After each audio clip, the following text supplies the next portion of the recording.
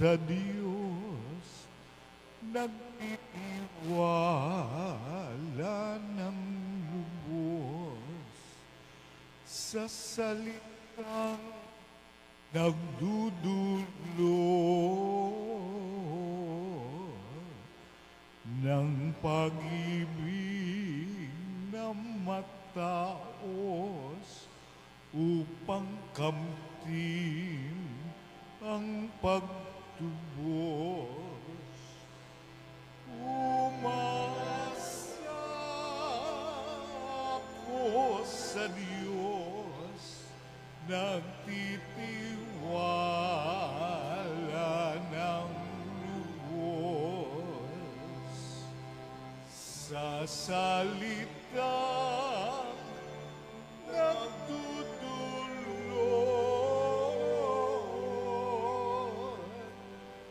ng pag-ibig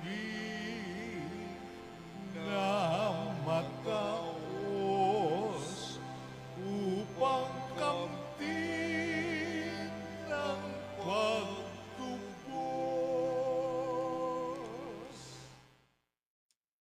Sumainyo ang Panginoon. At sumaiyo rin. Ang mabuting balita ng Panginoon ayon kay San Lucas. Papuri sa iyo, Panginoon.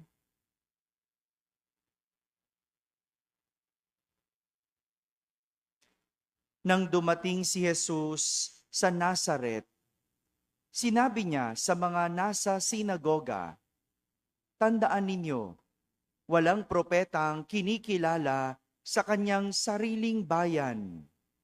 Ngunit sinasabi ko sa inyo, maraming babaeng balo sa Israel noong kapanahunan ni Elias, nang hindi umulan sa loob ng 3 taon kalahati at magkaroon ng matinding taggutom sa buong lupain. Subalit, hindi sa kanino man sa kanila pinapunta si Elias, kundi sa isang babaeng balo sa Serepta, sa lupain ng Sidon. Sa dinami-dami ng mga ketongin sa Israel noong kapanahunan ni Eliseo, walang pinagaling isa man sa kanila. Sinaaman pang taga-Syria ang pinagaling. Galit na galit ang lahat ng nasa sinagoga nang marinig ito. Nagtindigan sila at ipinagtabuyan siya palabas sa taluktok ng burol sa kinatatayuan ng bayan upang ibulid sa bangin. Ngunit dumaan siya sa kalagitnaan nila at umalis. Mga kapatid, ang mabuting balita ng Panginoon. Pinupuri ka namin, Panginoong Heso Kristo. Maupo ang lahat at makinig sa homilya. Isang magandang gabi po sa inyong lahat. Magandang gabi sa mga nasa barangay, sa mga nasa tahanan na nagsisimba via online at sa lahat ng nasa abroad. Isang magandang araw po sa inyong lahat. Isang kwento na kapupulutan natin ng aral ang ating narinig sa ating unang pagbasa. Kwento ito ng isang magiting, magaling, matalino at makisig na mandirigma na nagngangalang Naaman. Sabihin nyo nga, Naaman. Si Naaman, sa kabila ng kanyang kagalingan, sa kabila ng kanyang kalakasan, sa kabila ng kanyang kagitingan at katalinuhan, itong si Naaman merong kapintasan. Alam nyo kung ano yung kapintasan niya? Siya ay may ketong. Siya ay ketongin. Alam nyo ba yung ketong? Yung sakit na sugat-sugat.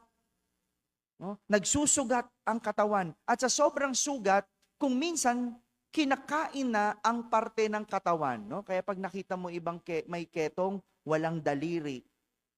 Kasi kinain na nung sugat yung kanyang parte ng katawan. Lalo na kung siya'y walang sakit.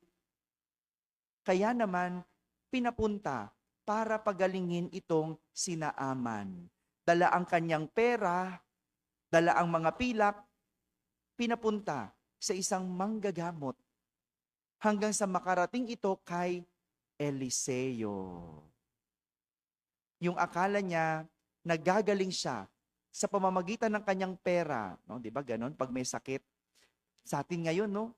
Pag wala kang pera, mahirap. Gagaling ka ba sa sakit? Hindi. May ospital, hindi tumatanggap. Pag walang pera.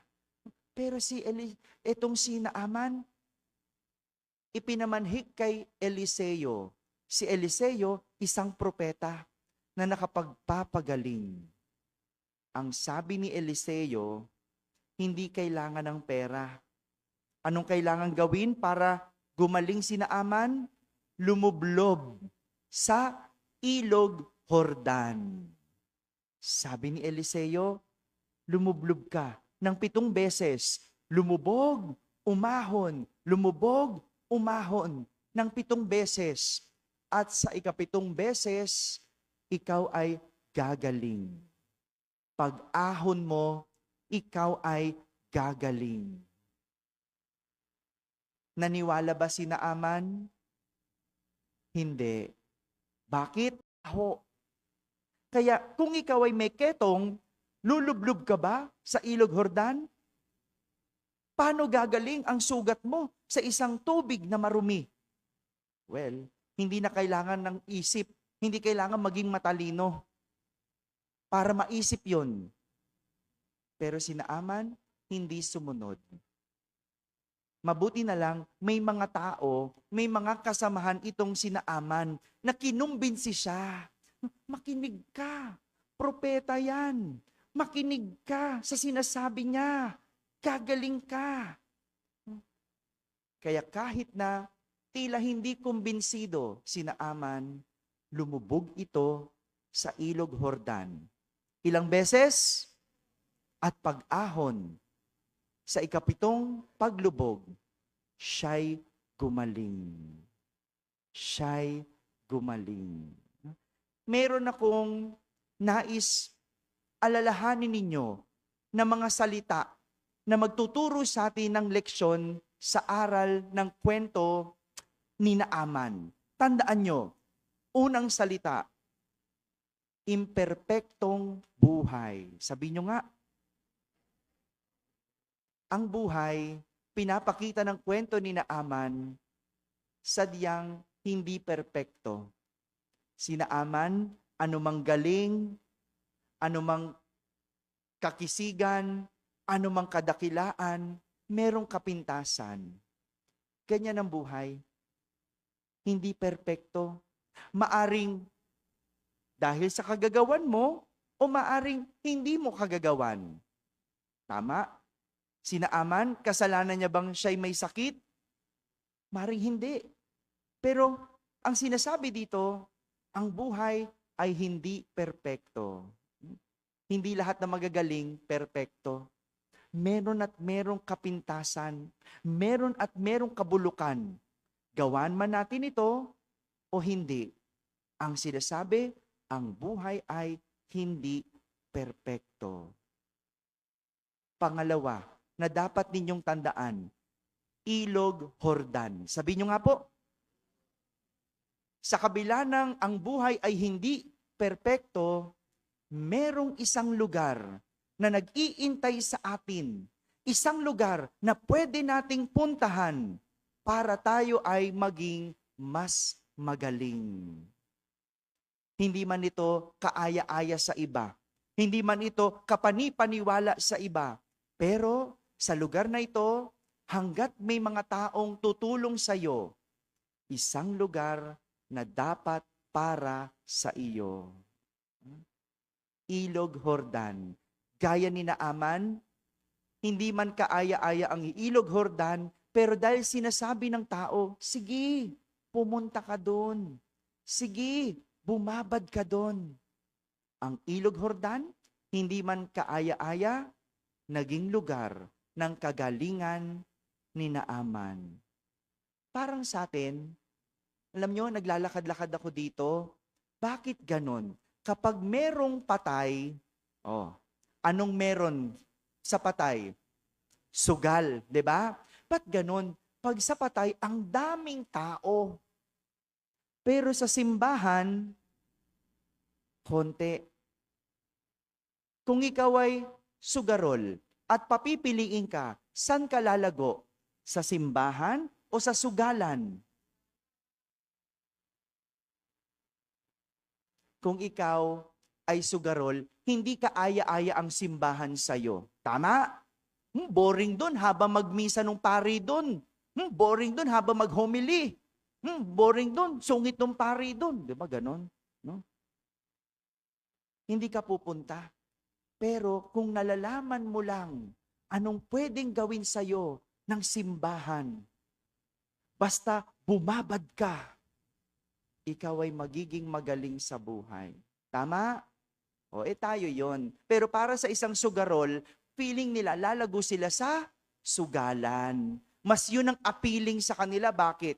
Saan ka ba tataya dito? Tataya ka ba sa simbahan? Doon ka tataya kasi pakiramdam nila doon sila lalago. Halimbawa, kung ikaw ay isang tamad, ano mas kaaya-aya sa'yo? Eskwelahan o kanto? Yan, di ba? Pag ikaw ay tamad, hindi kaaya-aya ang eskwelahan. Boring dyan. Dami assignment, pinahihirapan. Dito na lang ako sa tindahan. Puro kwentuhan, may chismisan pa. Tama? Sa buhay may ganyan. Yung akala mo, Ilog Jordan. Yung akala mo, hindi magandang lugar.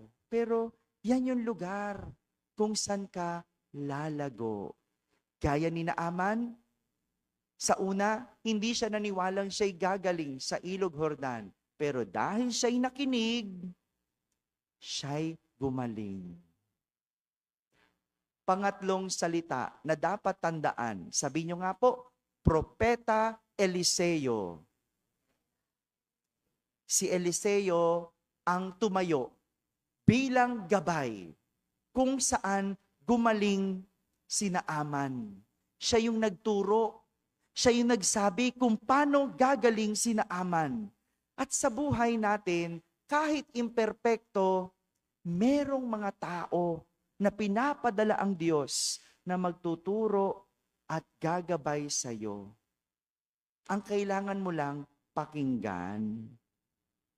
Yung mga bata dito, kung meron kang magulang, meron kang nanay na nagtuturo sa iyo, pakinggan.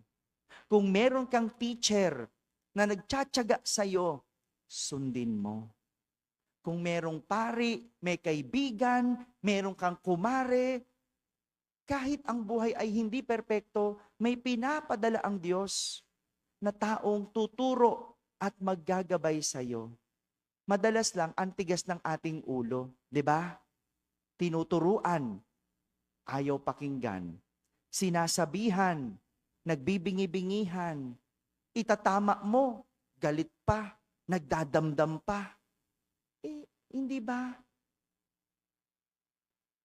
Paano tayo gagaling kung hindi tayo marunong makinig? Kung merong propeta Eliseo sa iyong buhay, pahalagahan mo. Dahil baka wala ng propeta Eliseo pang dumating sa iyo. Gaya na lang sa ating ebanghelyo, hindi napagaling ni Jesus ang mga may sakit doon. Bakit? Ayaw siyang paniwalaan.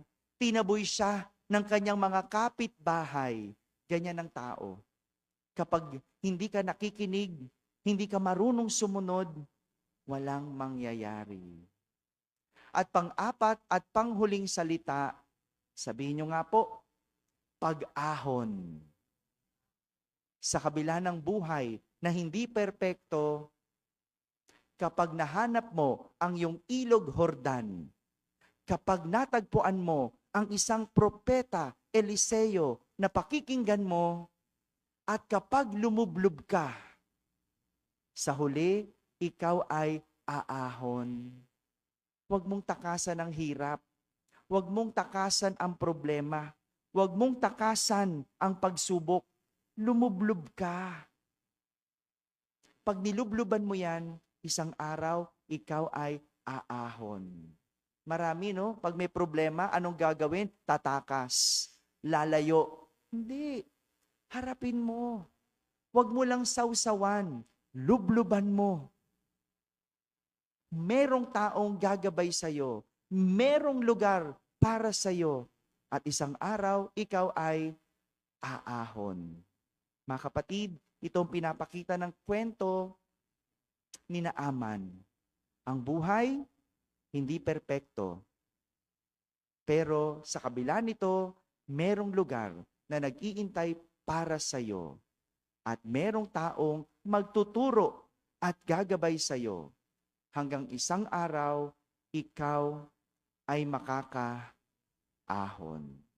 Amen? Amen.